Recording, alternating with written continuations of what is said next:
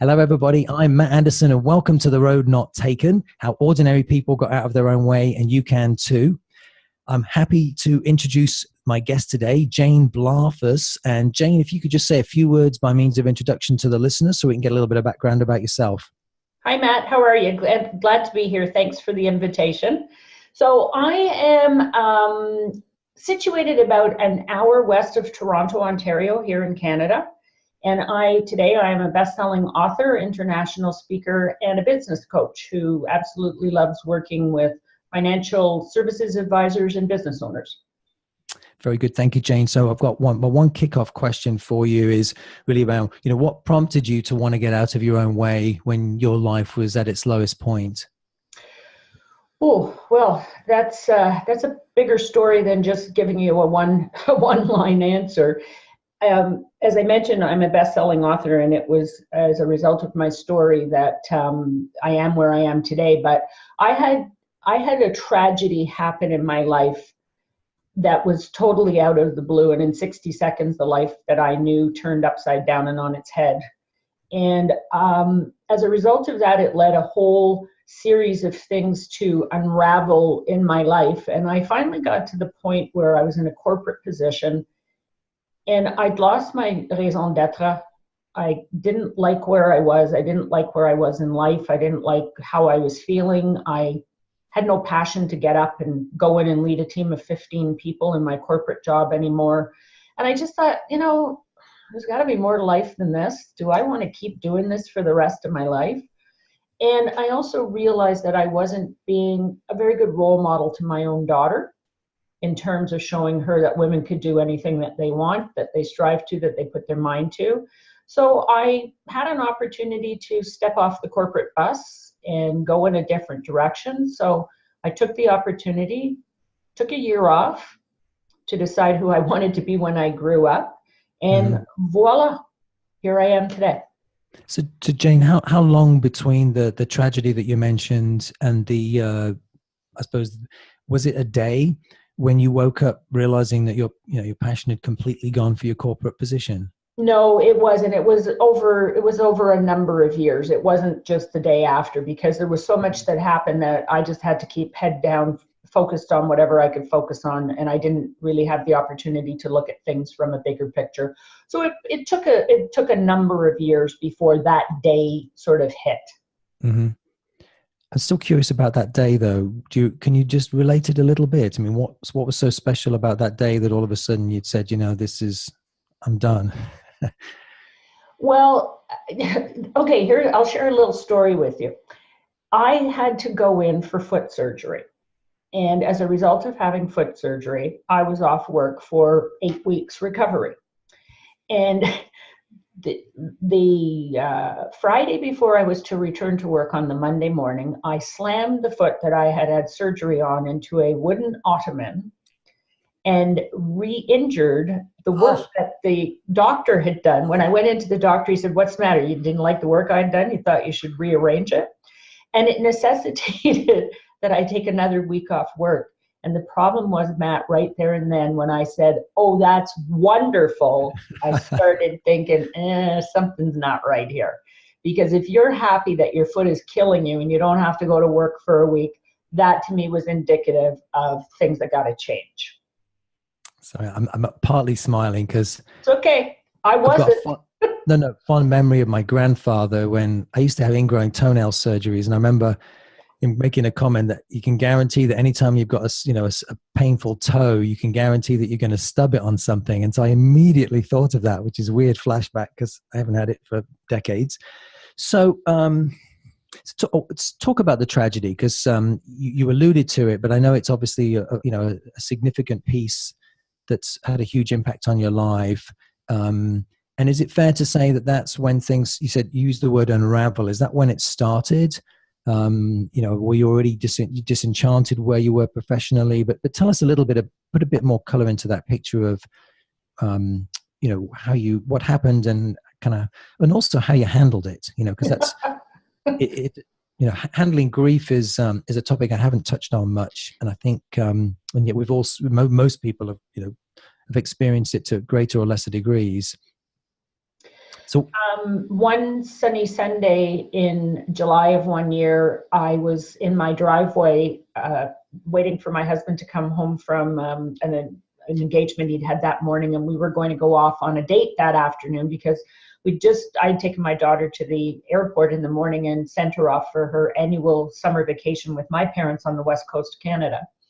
And so mom and dad were going to date because we didn't need a babysitter. And so I had been painting the fence down the side of our house the day before. So I wanted to get the job finished so that when he came home, we could go.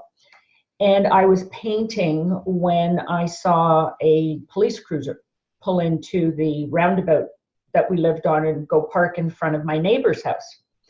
And I was actually talking to the neighbor at the time this happened, but neither one of us thought anything about it because he'd had his garage ransacked 2 weeks before, and a whole bunch of stuff was stolen, and we'd seen the cruiser back and forth all the time. So I said, aha, they have figured out you did not have a riding lawnmower for that patch of grass, and they're coming to arrest you. So he went home, I went back to painting, but I was painting a lattice fence. And when I looked through the lattice, I saw the police officer and my neighbor coming across the lawn in between our two houses towards me. So I stood up. The police officer addressed me by name and asked me if we could go in the house. And I said, no, where's my husband? And he again addressed me by name and asked me if we could go in the house. And Matt, I had this insane notion in my head, if I didn't let this man across the threshold of my house, he wouldn't deliver some sort of bad news to me. Yeah. So I stood my ground in the driveway, and he looked at me, and by this time he had tears in his eyes, and he says, ma'am, I regret to inform you that your husband was killed in an accident this morning. My husband was 39 years old, Matt. Jeez. In less than 60 seconds, his life was taken, and I became a widow with a 12-and-a-half-year-old daughter and a nightmare coming at me. Not sure where to start after that, really. Yeah, thanks for sharing. Well, I'll help you out because you asked me a question. I had been toying with leaving my corporate position before all of this happened because I'm truly an entrepreneur at heart. And I had been really exploring going back into doing something on my own. But when you go from having a spouse who's got a job with a steady paycheck, and you've got a home and a child and whatever, you suddenly suddenly lose that stability and then decide, okay, I'm going to step out and, do my own thing. So I had been a little bit disturbed and restless before that, but the whole onslaught of what hit me after his death, I was not in a position where I could walk away because I was solely responsible for paying the bills, getting a child through university and everything. So it was part of the reason I stayed where I was for the stability. But having said that, a year later, I lost my job because the company I was working for purchased another company, and in the amalgamation, they did away with my role, put me on special projects. But I went from selling my house a year after he died to not knowing which way to send the moving van because I didn't know whether I was moving to London, Ontario or staying in Winnipeg, Manitoba. So for the first 14 days we lived in our new house, I wouldn't unpack anything. My daughter said, Mommy, could we please unpack? Like, I want to wear something else. And I said, not yet. So, dealing with all of that too. Now, this was a year after your husband died. Can you just share a little bit that first year? I mean, just in terms of how you got through it, what were 2 or 3 things that helped you regain some semblance of getting on with life or dealing with the grief and moving on? One of them was that I was in the life insurance business, and I have a designation as a chartered life underwriter. So I have a lot of experience in financial planning and all of those types of areas. So luckily, our financial planning was in order. We had reviewed our estates the year before. Our wills were up to date. We had everything in place. So I didn't have to worry about that in addition to being, blindsided mentally, physically, emotionally, and spiritually, I didn't have to pick myself up out of the dirt financially because we had prepared for this. The second one was the support network I had around me. I had my parents brought my daughter home the next day because, as I mentioned earlier, she'd gone out to visit them, and they stayed with us for 3 months. And they were basically my lifeline because the shock was so bad, Matt, that I literally, when my mom would say, Jane, would you like peas or carrots with dinner? I was incapable of making a decision because I was in such a state of shock that it throws you totally off your balance, off whack and whatever. And so the other person in my support network was my financial advisor, the man that we had done all our planning with. He became my lifeline. And because I had a solid trust relationship with this man, I knew I didn't have to worry about anything he did to help me. I knew that he was doing it for me and for my daughter. Plus, the other thing was, the big joke in our house is he was the second most important man in my life with his wife's permission and my husband's permission. But he was an integral part, and he knew my daughter very well, and he knew my parents. So that, I would say, being prepared, having your ducks in a row, and the support of friends, family, and your employer was huge for me. This might not be a question you're expecting, but I want to ask anyway. In terms of being derailed at the time, what I want to ask is, was there a temptation to pursue the sort of the anger, vengeance part of what happened? And if you didn't, how did you avoid it? Does that make sense? Yeah, because I think what you're referring to is they talk about 5 stages of grief. Yeah. You're supposed to go through all of these. And the interesting thing was I never got angry. I wasn't angry. I was sad. I was so sad because my husband was only 39 years old. He had so much life left to live. We had a life we were supposed to live. My daughter had lost her father. And for that, I was forever sad. Angry, I got angry. I railed, I yelled, I threw things, I cried, I screamed. I remember going to arrange the funeral. Oh yeah. Went with my sister to the parish, see the parish priest to arrange the funeral. And I was sitting in the priest's office and I was screaming at him. And I was screaming at him as to how God could take such a great man and leave all these horrible people on the earth. My poor sisters, we're Catholic, and my poor sister's sitting there going, you don't talk to a priest like this, And he's going, it's okay, handing me tissues, and when I'm finished, giving me a drink of water and saying, okay. So yes, I got angry, but it wasn't something that consumed me. It wasn't something that I wasn't raging at the world. I was just deeply, deeply, deeply sad. Yeah. And again, I don't know why I'm so curious. What I am so curious about this is because I know there's an attraction to getting sucked into the anger. I just was curious how you didn't do that, or what you said to yourself, or something along those lines. And the reason I'm asking is because I had a good friend from school who, the short version of it is his mother died, and his father blamed the hospital doctors. And he ran all these lawsuits, but it sort of consumed him with this sort of poison. And he ended up dying not that long afterwards, I think, just out of sadness, frankly. And so, in other words, I know people can get sucked into these types of things. So I wanted to find out from you, I don't know how you avoided that. I think the numbness helped in the beginning because I was so not in tune with my own feelings and what was going on that I don't think I really dedicated, my full focus to being angry or whatever. Again, I go back to the love and support of having my parents there with me, because they were huge, steadfast rocks through it all. My mother had lost her mother at the same age my daughter had lost her father, so there was support with that. I've never been a person that's been consumed by anger. I've never been a person who said, why me? I've had lots of issues. I've had medical issues. I've been fired from my first job. I've had a whole bunch of things happen. But now looking back, on where I am today. And actually, I was challenged to tell my life story in a 4-minute speech. And when I looked at everything and brought it back, I realized there was a common thread, and I've never been a victim. I've never been the person who goes, why me? Why did this happen to me? Why is it always me? Why not someone else? My reaction's always been, okay, why now? What am I supposed to learn from this? But more importantly, what am I supposed to do with it to help others to get through it? Because I think the why me is the anger piece. Why now is, okay, this has happened. Now, what do I do? How do I cope with this? Because one of the things when you lose your spouse and there's children involved is you have to figure out a way to build a new normal, because the normal that you knew is forever gone.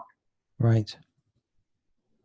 So I'm jotting a few things down here as you talk. In some ways, I mean, part of it's, in one way, the notion of ask a better question that empowers you rather than takes you, into a very negative spiral. Then I wrote down, build a new normal. I was also curious, you said, I've never been a victim, and you've always asked yourself, why now? Which sounds like that you'd had, obviously, adversity prior to this, and you'd found an empowered way to address it. Is that accurate? Yeah, I had 6 major operations from the time I was 18 months old to 25. And I spent a lot of time in the hospital. And as a kid, I was told, don't ride your bike, and don't go swimming, and don't do this, and don't do that. And it was like, oh, okay. So, I got busted for riding my sister double on my bike. But, so and like I said, I got fired from my first job, my first full-time job. My sister and I were living together, and it was rather humiliating that my sister had to pay the bills for 3 months after my dad had relocated for a new job. And there I was, I thought I was,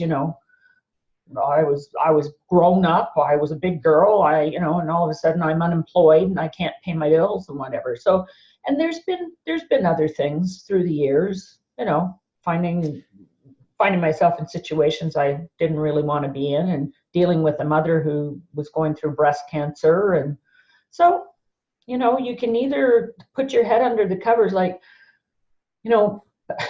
after he died, I went back to work 6 weeks after he died.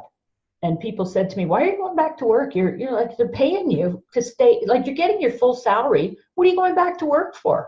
I said, what am I supposed to do? Am I supposed to paint my bedroom again, or paint the house, or redecorate, or watch the grass grow? Or I said, my daughter has to go back to school. I said, so I'm going to be a really great role model for this 12-and-a-half-year-old by saying, okay, sweetie, have a great day at school, and mommy's going to go back upstairs, get under the covers in the dark in the bedroom, and I'll see you at 4 o'clock. I had to get up. I had to get on with it. I had to be there. So obviously it helped to have a daughter to model for. I've got to ask too. So you mentioned these surgeries as a child. They must have been formative experiences. Who did that, help you become? Because it sounds like, again, you didn't have a typical childhood with that kind of background. So, well, you got obviously many positives from it. Yeah. I've always been an optimistic person. I had optimistic parents. My parents immigrated from England with the clothes on their back, started over again. My mother was a breast cancer victim, but she was a breast cancer survivor, but she was never a breast cancer victim. We had tough times financially and all of that kind of stuff. But I had good role models, so they didn't let me go there as well. But I've never been a woe is me person. I've always been the kid that organizes everything, and I have a wicked sense of humor, having British parents. Sorry, nothing, But Good one. I'll give you an example of something. So I spent 5 months in the hospital one summer when I was a kid, and I was in a ward. There were 4 of us, and there was this little girl who came from overseas because she had to have surgery because she was built without a rectum. And this poor little girl was in hospital for a long time. She was by herself. Her parents couldn't afford to come with her. I was the one who kept everybody happy. My parents got the 2 o'clock phone call in the morning. I'm old enough that we had feathers in our pillows then, because I had orchestrated a pillow fight. and the whole ward was full of not pillows, feathers. I was also recruited by the clown that they brought in to go and visit the kids in the cancer center to cheer them up, because that was my go-to. In times of adversity, I seemed to go to my sense of humor. If I hadn't gone to my sense of humor when my husband passed away, I'd have been doomed. So I've always tried to look at the glass half full and not at the glass half empty. So you think that that's something you just always innately had, or, I mean, do you think it certainly helped? I think it was something I developed to be resilient with everything I was going through, because, you know, if you go down that slippery slope, it's hard sometimes to come back up it. You know, have you ever heard of a term called PTGS? No. You've heard of PTSD, right? Right. Okay. So PTSD is post-traumatic stress disorder. PTGS is post-traumatic growth syndrome. And they're often triggered by the same set of events. It can be through a tragedy, through health, through death, through financial, through whatever. And unfortunately, when somebody has, in some people, it triggers the PTSD and takes them to a place that it's very difficult for them to try to come out of, and my heart breaks for them, because that was the only time in my life that I ever even got close to minutely experiencing it. But the PTGS, the post-traumatic growth syndrome, is the same set of events propel you in a different direction. That's what happened to me. That's why I am where I am today. Is this a medical diagnosis? No, it's not a medical diagnosis that was given to me personally, but it's out there. I'm not an expert on it, so please, I'm not trying to, put myself out there as this, but it's only something that's sort of come to the surface in the past few years. And I know of a number of people who are also in the same sort of situation as I am, where it has propelled them to growth. Mm-hmm. And so they say that some people cope differently. And some people, it paralyzes them, and some people, it just absolutely shoots them out of a rocket. So we haven't mentioned this yet, but it strikes me as now's a good time to mention it. I know now one of the things you do is coach other people. I mean, more specifically, sure, in terms of growing their businesses. But when you deal with, or you're talking to someone that, I guess I'll just use terminology you've already used, has a bit of a victim mindset or is blaming too many other things, and they don't appear to have the PTGS, then what kinds of things do you have them work on or do to shift their thinking? Well, I have a whole exercise that I've put together, and it's too long to go into here, but it's looking at things like, why do you feel that way? Like, what is it that you think is causing? Is there something from your past life? Is there something that might have happened to you as a child? I have to be very careful, as we all know. I'm not a therapist. Coaches aren't therapists, so we have to be careful. So one of the things I sort of try to isolate and say, okay, so let's talk about this. What do you think could be causing this? Is this internal, or are there external factors coming at you? Is it something you're dealing with a spouse or children or employment or whatever? Well, and then what's it doing to you internally? Or is it a case of you're blaming everybody else for what you can't accomplish? So instead of owning it, you're trying to pass it off to somebody else. So we go through a number of things, and what are you tolerating in your life? Because sometimes if you're tolerating, you could be a business owner that says, oh, I can't get anything done and I can't make any money and nobody wants to talk to me and whatever. Yet you look at their surroundings, you look at their office space, and it's in chaos. Mm-hmm. Well, look at my office space. Mm-hmm. If my office space gets messy, my mind goes messy. Mm-hmm. So it's about, again, back to things you can control. And it's talking through things. And if it's bigger than my area of expertise, then my recommendation is they go speak to someone else. Mm-hmm. No, I really appreciate that very much, because yeah, we've all been in different places, and obviously we've very I doubt anyone that's listening has the same background as you, based on all the things that have happened to you. So it's pulling some of those things that can help. Whether it's working on being more optimistic. Talk about building a new normal. What did that entail? Oh, ooh, a lot of things. I went, okay, here. I went to see a therapist for my own peace of mind after everything happened, because I put the super person cape on. I refer to it as the super person cape, where you put this cape on, and I tied it so tightly around my neck that I almost choked myself, because I was an executive. I'm an intelligent woman. I was, a member of the community and a volunteer in my daughter's school, all of these things. So I thought, Jane, come on, what's wrong with you? Pull up your pants, pull up your britches, and get on with this. But the thing is that it was something I was sort of hiding behind to try to make it look to the world at large like I had it all together, while I was trying to get it together. So building this therapist that I went to speak to said there's 3 major life milestones that somebody goes through after losing a spouse. 1 is moving out of the matrimonial home. 2 is leaving the place of residence, like here in, I left the province of, where was I living? Province of Manitoba, and I moved to Ontario. And then the 3rd one is remarriage. And I'm happily remarried to a wonderful man today. So that's trying to build a new normal. So I took us out of the house that we knew as a family together, and I moved us somewhere else, because that was the past. I had to try to build a future and looking forward. And then I couldn't stay there, because every time I couldn't stay in the province, because every time I turned a corner, I would think I was going 2 steps forward in the right direction, and I'd get dragged 6 steps back, because I would see something that would trigger a memory of him and us and the past as a family.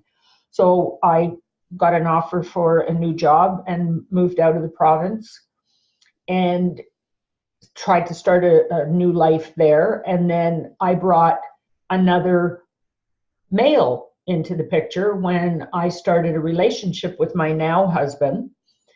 And that's not normal. My daughter, she was, at that time, it was 2 years later, and she was still missing daddy. And here was mom looking to date. And I made it very clear to my husband that unless the 2 of them got along, there would be no us. Right. So that's trying to build a new normal. And so I gently introduced him in, gave them a chance to build a relationship. And he was a very smart man, because he asked her for our hand in marriage. But then again, bringing us all under the same household, that's a new. So it's all these milestones, but there's a whole bunch of little things along the way as well. Yeah. No, and thanks for sharing that, because that's a perspective I've never heard before. And I'm sure that's really valuable, because again, the principle for listeners isn't necessarily whether we've lost a loved one. Most of us have lost loved ones, but lost a spouse specifically, or significant other, but more around things that maybe we haven't changed that much, the things that we're hanging on to. That's a principle that applies to everybody.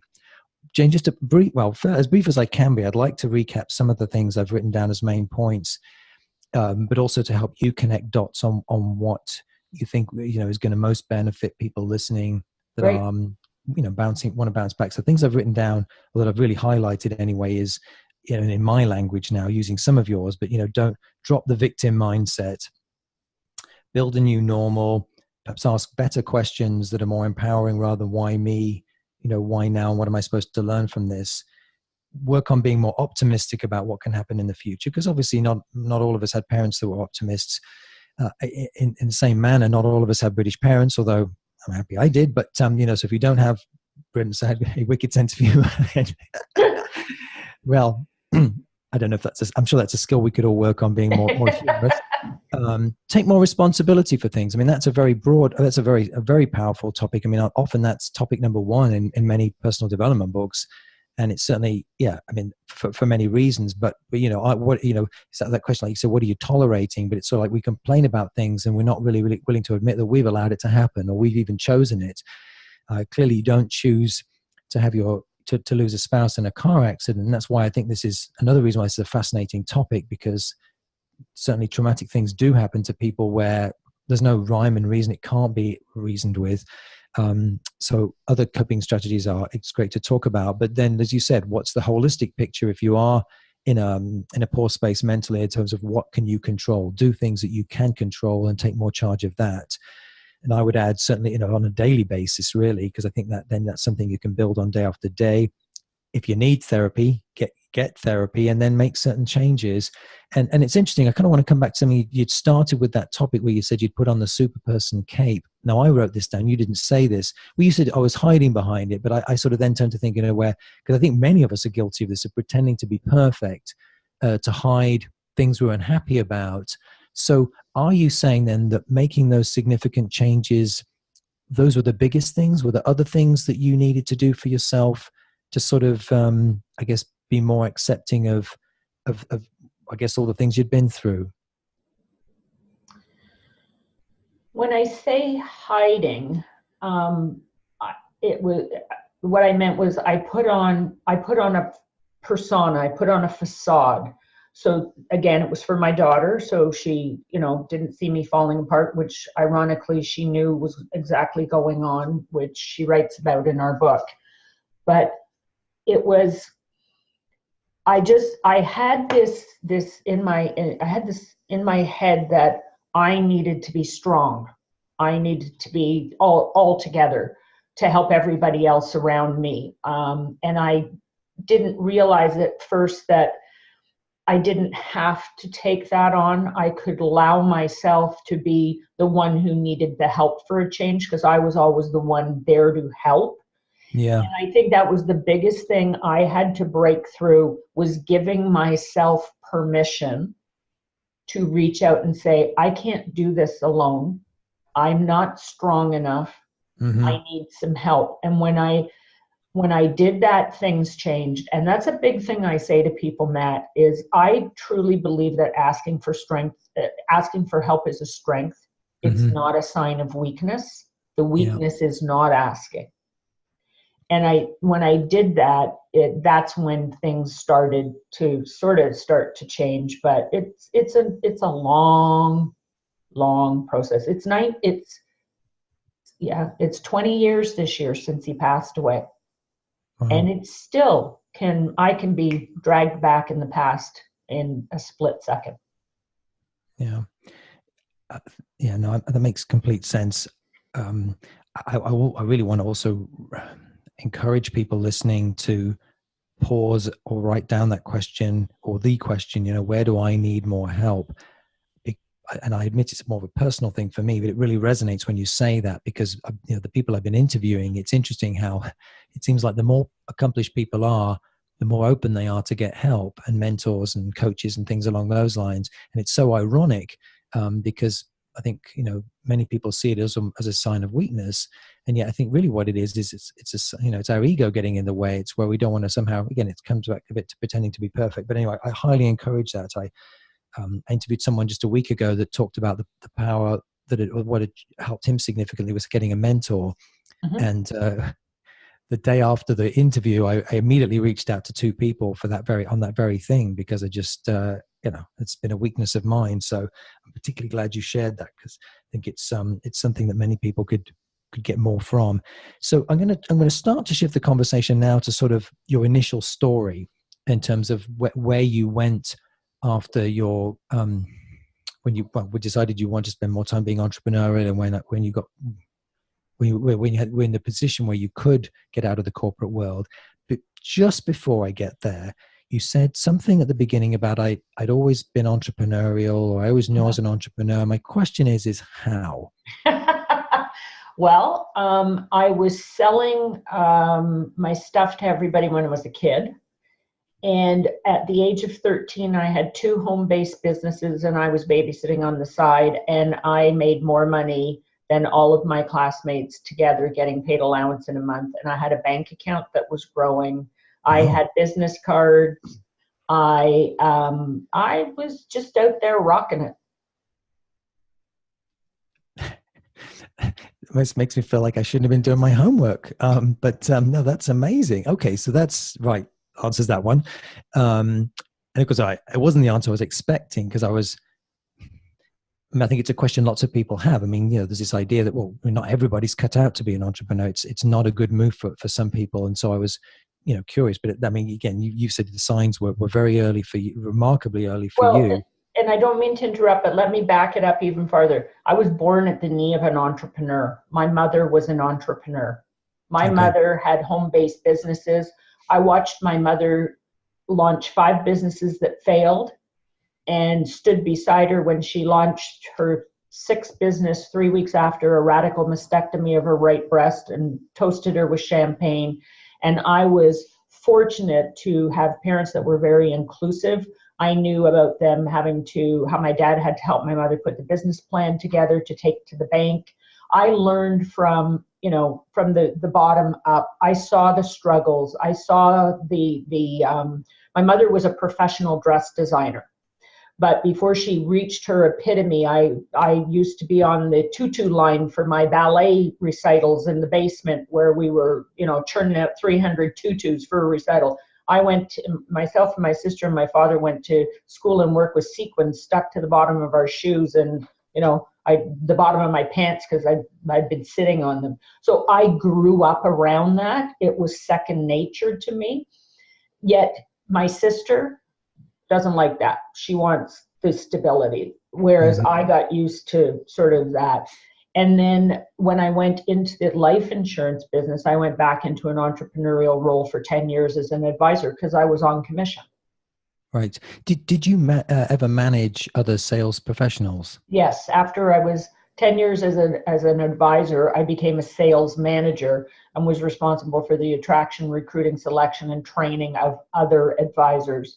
Then I moved into a corporate position where myself and my team were responsible for the training of a sales force for one of Canada's largest life insurance companies of over 4,200 people. Oh my gosh. Okay. So, right. So this is old hat for you then. My question then is, for those, sales professionals that didn't grow up with entrepreneurial parents or parents in sales, how did you help them, since they didn't have that background? What I'm really trying to get at is, I can see how that helped you a lot, because you were raised with it. And I wasn't, that's for sure.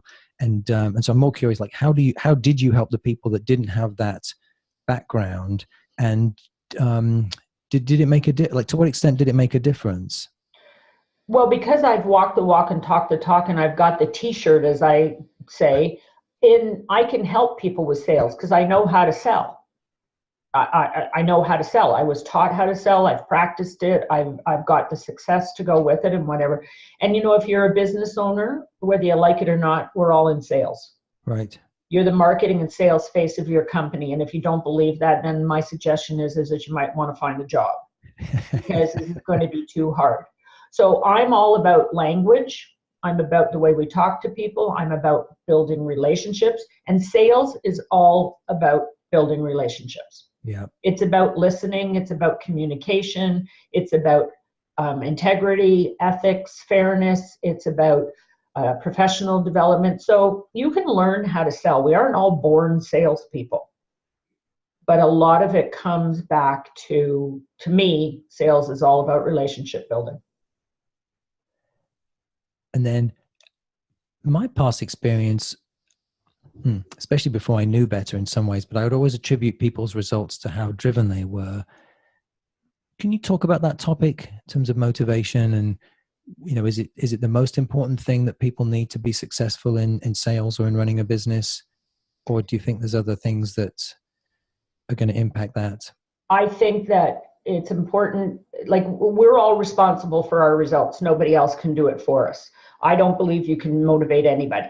Motivation comes from within. You could maybe inspire somebody, but I don't believe somebody external can motivate you, because either you get out of bed in the morning and you want to do it, or you don't want to do it. But I think one of the things is I go back to the asking for help. If you think you can do it all by yourself, if you think you've got all the answers and you know everything, then God bless you, good luck, and I'll see you in the, the food stamp line. It comes back to having a plan to, as you said earlier, and I said, I'm a business coach. So when I work with people, we talk about the things you need to put in place to be successful. And for me, when I started in business, I was a solopreneur. So I thought I was doing it all and I was going crazy. And my coach kept saying to me, you need to get some help. You need to get a virtual assistant. I can't afford a virtual assistant. No, I can do this. I can do this. And until I finally said, what are you doing to yourself? You can't grow by yourself. Get out of your own way, Jane, and listen to the advice that's being given to you by somebody who has been there and has done it. The minute I hired a virtual assistant, my business went to the next level. And then when we brought my husband in, we closed his successful business.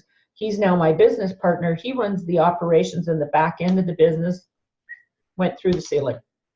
So it's about, to try to answer your question, it goes back to that asking for help. And good leaders, good professionals, good salespeople, good business owners all realize that it's the team around them. It's not just what they bring to the table. Is it also about the right mindset around money as well? Oh, yeah. Yeah. Because I mean, again, I've been there myself, that sometimes it's one thing to hear people say, well, just, outsource, hire somebody else. But the first thought in some people's minds, and certainly mine on many occasions, is, well, I don't know if I can afford that. But it unfortunately then for me, and I know for others who then don't take action ever on it, it sort of becomes, again, a sort of a downward scarcity mindset, money scarcity mindset. Scarcity mentality versus an abundance mentality. Yeah. I just want to talk, because I also don't want to oversimplify it. I mean, clearly, you need to be in a business where you can make good money if you're doing the right activity. So can you talk about that sort of big picture? Because I just don't want it to, again, please don't take this wrong, but I mean, I don't know. I mean, is it too simplistic to say you've just got to outsource for your weaknesses? Because obviously you don't want to build up tens of thousands of credit cards at either, doing all these things that you can't pay back on, because that can then, create a lot of stress. And by the way, I've done this, and then it's hard to get that out of your head. So then, of course, if you're needy, and of course, it's just disastrous when you're running a business, because people can pick up on it. So talk about just, put a bigger perspective on this. I mean, is it as simple as having faith in yourself, or, presumably there's some other pieces too, right? Well, I'll try to answer that by sharing an exercise that I do with my coaching clients, because it comes to this whole money mindset thing and whatever. And I work with my clients on mindset, because yes, your mindset gets in the way. So what a lot of people don't understand is what their time is worth. They don't understand what the skill set, the intelligence, the knowledge, and whatever is that they bring to the table, and what kind of money they can generate if they focus on that particular and delegate the rest. So I know what my time is worth an hour. I know exactly what I bill out at. I know what I get paid for when I speak and all of that. So why would I do stuff that I can give to somebody else who can do it for $25 an hour when I can generate mega more than that? So I find that when I help people to understand what their time is worth an hour, it seems to shift that mindset, and it seems to break down the resistance to getting somebody else to do it for them. So one of the exercises I have my clients do is I get them to get just a plain index card, like an index card, a recipe card, or whatever. It's not rocket science. And I ask them to keep it, especially if they're a business owner or a sales professional or whatever, keep it on their desk beside them. And for a number of weeks, I want them, every time they're going to touch something that they've been doing, to ask themselves the question, is this a $25 an hour task, or does this bill out at what I'm worth an hour? So if you're worth $500 an hour, if you can generate that from a coaching or whatever, and you go to do something that's a $25 an hour, that stops you from earning $500. So it's understanding the value. I find if people become more aware of what the value that's attached to the time that they're giving to something, I see light bulbs go on. And I have people who come back to me and go, oh my Lord, would you get out of my head, please? Because I go to do something and you pop in my head and go, how much is that an hour? And I've helped many people just build role descriptions from them doing that exercise and finding somebody else to come on the team. And then the next thing that's going through my mind is, I would assume some of those people also need more of a recipe for more productive activity or more focused productive activity. Because obviously with sales, it's not as if there's a guarantee that if I stop doing something that's a $25, that tomorrow it's going to be $500 an hour from there on out, because you still need to find the clients and so on. So again, you don't need to give all the details away, but I mean, can you elaborate a little bit on the types of things that listeners should be thinking about to make sure that in terms of how they are spending their time, besides just, as you said, obviously, well, your knowledge, where your knowledge base is? That's a great question, Matt. One of the exercises that I have my coaching clients do with me is we take a wall calendar, a year at a glance. And I work with my clients where we start with life first and we build business into it. We don't start with business and try and build life into it, because life comes first. Because at the end of the day, you lay your head down beside someone you love and not your checkbook, I hope. So what Yes. I have my clients do is I have them do the exercise, especially if they have a spouse or a family collectively. And I want them to plan family vacations. Whose birthdays are they taking off? What are they taking off at Christmas? When are the kids off for spring break? I want them to put their life into the calendar first. Because we all start the year thinking, 365 days to be successful. And I think you've got a couple of twins at home, don't you, or something, that I'm sure take up a lot of your time. Indeed. Yeah, absolutely. So your family is a big portion of your life.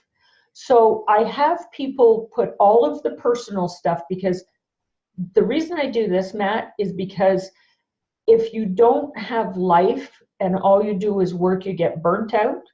You often get angry. You get anxious. And that, you mentioned it before, that's what people see. And you attract what you put out.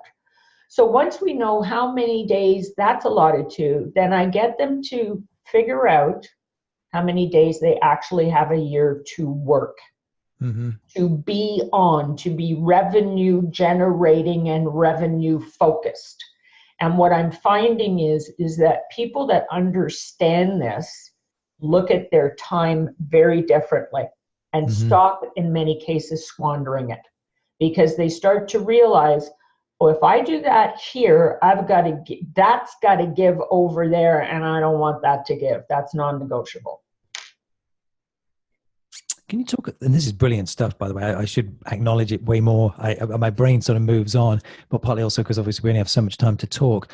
I've coached a lot of people pleasers over in the past who, in terms of, I'm thinking of obstacles to this, who, yes, they could probably figure out the days part, but then their work environment is such that they will drop anything for anyone, anytime. I should say for clients, but it's a huge obstacle, I think, for people. And of course, it's more, I know there's quite a bit of psychology to this, because in their mind, they're thinking they're doing the noble thing because they're serving their customers and their clients. The problem is they don't grow and they don't work on the business. But I'm just more curious about you. I would assume you've had clients like this.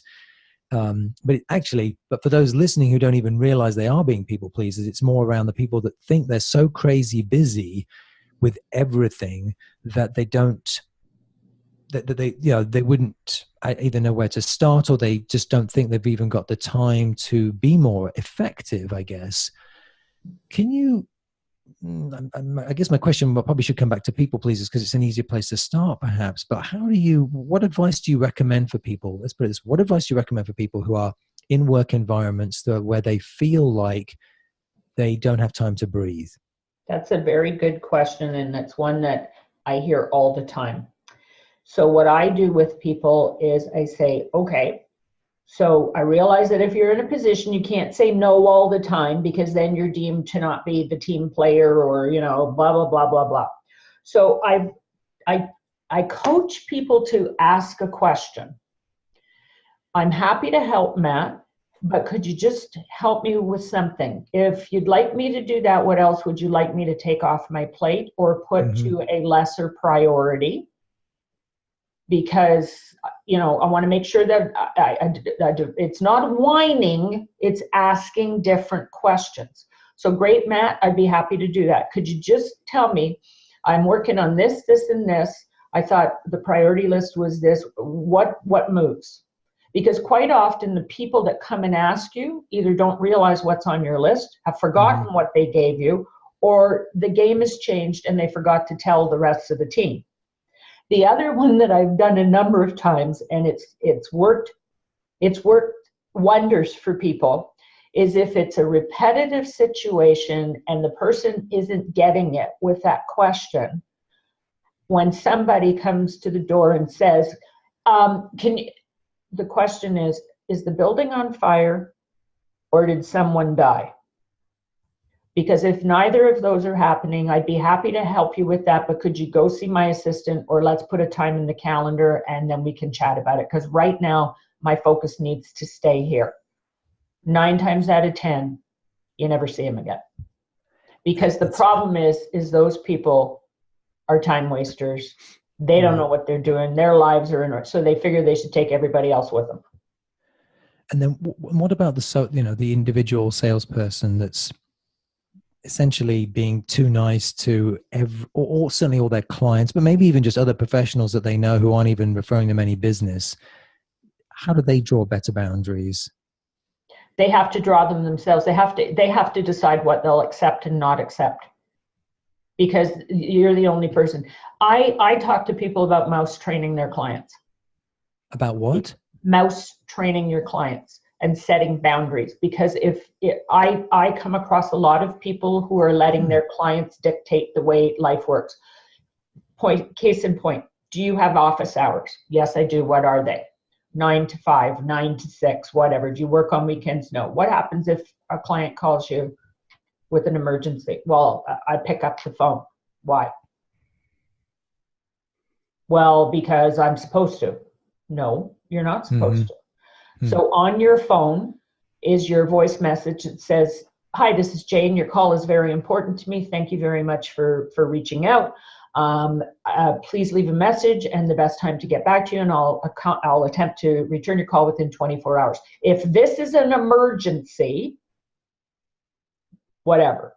Or you put on out of office on your email, your office email, that says, "Thank you for, your email is very important to me. Unfortunately, I'm unable to take your, respond at the moment. I'll do my best to get back to you within 24 hours. If this is an emergency, here's somewhere to go."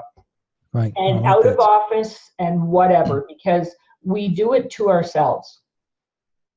In this day and age of customer service, which is table stakes now because everybody wants customer delight, we often will go above and beyond. But, my clients know, in the coaching agreement that my clients get, is I tell them there are certain days of the week that if you reach out to me, don't expect an answer because I'm working on my stuff. Right. If it's an emergency, I'll do my best to help you, but otherwise. So it's about you've got to set boundaries from yourself in order to educate them. Does that answer your question? It really does. I love it a lot. I mean, I did the biggest insight I got personally was that, train your clients what to expect, because that's something you can do early when you've got the honeymoon period. And I suppose if you've worked with someone a long time, I guess it still makes sense to go back and still, you could still present it as in order to best meet the needs of all my clients. Here's the most effective way that I can help you moving forward, or something like that. But I like it a lot, and healthy boundaries. All right, with time we have left, there's 2 major topics that I haven't asked you about really. The first one's the book. So what prompted you to write the book, and tell us about what the book's about? Well, as I mentioned, I was in the life insurance industry when my husband died, and I had foolishly thought that if anything ever happened to me, I'd be okay. I knew what I was doing. I was educated. Whatever. But I was blindsided by so many things that happened to me because unfortunately it was not a car crash, it was a plane crash. And it was a very high profile accident and it made the media, etc. So it was, we were trying to create a new normal, but we couldn't get out of the limelight for years. So that's a completely different thing. But the things that I experienced personally, thinking I was prepared, I thought, oh my goodness, if somebody with my education, my expertise, my knowledge, thinking I had it all my ducks in a row, if this happened to me, what in the world does the average person go through?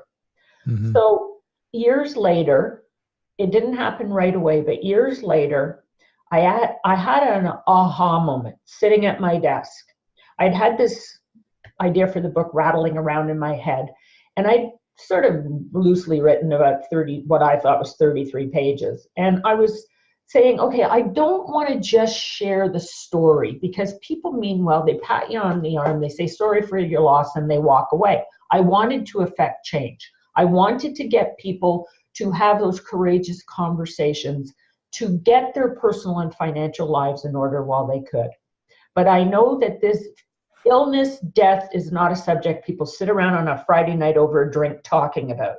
They just don't. So I said, okay, how am I going to take the fear out of the conversation? And I went, by equipping people with knowledge, information, and the questions to ask. So I started, I sort of had been building a checklist of things based on what I went through, and I'd been interviewing lawyers and accountants and funeral prearrangement specialists and all that. And I literally was sitting at my desk and I went, okay, Lord, I've got it. Stop beating me over the head. I just figured out what I'm supposed to do. Because Matt, I joined the life insurance industry on April Fool's Day to try it out for 1 year, to leave 27 years later, never figuring out what year it was. I become a widow. My daughter loses her father. I'm married to another widow who was married to my girlfriend that we lost to cancer. So I figured it out. I was supposed to take all of this, why me, why now, what am I supposed to help others with? So we decided collectively as a family to share our story. As I mentioned, my daughter wrote her own chapter, Daddy's Little Girl, and gave tips and strategies to kids and parents to help them through the loss. She's done it brilliantly. And today, I'm very proud to say there's a 33-page master checklist. I hope you don't mind me. I'll just share the cover of the book. Not at all. A 33-page master checklist at the back of the book on how to get your affairs in order. And I also have a companion planning binder that goes with it, and they've become bestseller. I'm in my 3rd edition, and I've had thousands of people thank me and thank us for sharing our story to help others not to have to go through. So started off wanting to help one. So Jane, so the book's for consumers, correct? Not for financial planners? No, financial planners are using it themselves because they use the questions and conversations with their clients. But I have financial advisors buying the book by the case, Matt, and giving it to clients as a gift. But it's also for the consumer. Well, okay, and I'll ask this now. Normally I wait till the end, but it's silly not to ask now. So how can people get a copy of the book? Oh, thank you very much for asking. They can get it at Jane, Jane, Blaufus, BLAUFUS.com. Okay. Is it on Amazon or anywhere else? No. Okay. It's only available through your website. Along with the planning binder. And might I be allowed to offer a special offer to your listeners? Absolutely. So if anybody would like to order the book off our website, because they've heard it on the podcast here, if you want to use promo code the number 3 and the letter E with a capital, we'll give them a 20% thank you because they came through. No, that's a very generous offer, and the book sounds like a no-brainer. But yeah, an amazing gift for anybody. And then I wasn't planning to ask this. What's been the best way that you've had to get the word out about the book so far? Word of mouth. Okay, wow. People That's are, huge testament. the book has been coined, this is a book you should never loan to a friend because of the checklist at the back. It's this all personal stuff, and there's places for notes and whatever. But I have people that have been buying the book and the binder and giving it to their children and their loved ones as Christmas presents. I have lawyers that are now embedding it into the estate planning process because it's just making the discussion so much easier. Huh. I have people who have written about it. I've got testimonials. My website is full of generous testimonials from people. And I think the other big thing is through me being out there speaking, talking about it. And I think, Matt, it's been the candid sharing of the story, not for sympathy. I'm not the only person this ever happened to, and I'm not the last that will ever happen to. But I just really tried to take what I've been through, to turn it around, to help others to understand that this really does happen. You can't bury your head in the sand and say, oh, it might happen to you, Matt. It won't happen to me. It might happen to you. It happens to all of us. None of us are getting out of here alive. We've all got an expiry date. So it's a resource for anybody that loses a loved one then, correct? But it's a resource to plan and prepare before an illness or a tragedy occurs. This is about what questions do you need to be asking your financial advisor, your lawyer, your accountant, and if you're pre-planning your funeral, I found the hard way that on average there's 96 questions you have to answer when you plan a funeral. That's crazy. And then what about countries? Are there any countries where this isn't helpful or this isn't all relevant, from cultural reasons? I didn't write this book from a country perspective. This is basically at the 35,000 foot level from the personal perspective. I don't get into tax rates. I don't talk about country specific. It's about people. Okay. So long as people can read English, then it's relevant, right? It's relevant in Asia I'm having and courageous conversations. Europe. Start here. Yeah, that's amazing. And I kind of wanted to wrap up in a way with going from the book, because it ties in, I think, to what you talked about, that aha moment. But I want you to spell it out, because I haven't asked you to yet, but how it ties into your calling.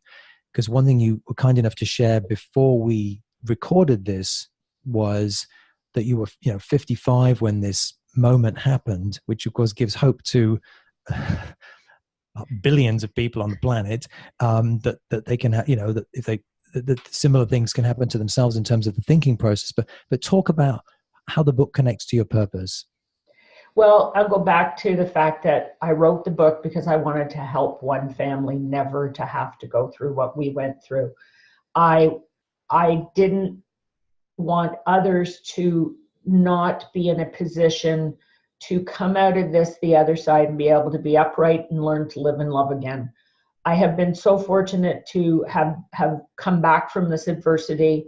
As I said, I'm happily remarried. We're just about to celebrate our 13th wedding anniversary next month. My daughter has found the most amazing stepdad that could ever have come into her life.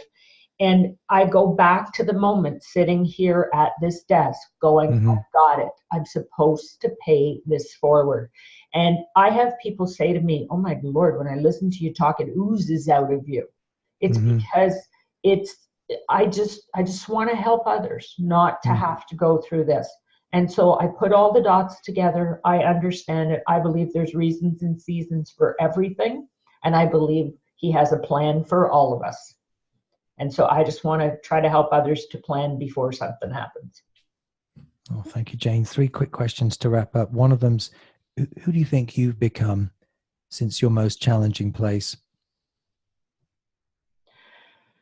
Ooh, who have I become? Somebody who's much happier with myself, because I've allowed myself permission not to have to be Madam Perfect. What's a good first step for people listening to take that journey? Have the courageous conversation with yourself first. What do you want? What do you want your legacy to be? What do you want to leave behind for your family? What do you want your how do you want your loved ones to remember you?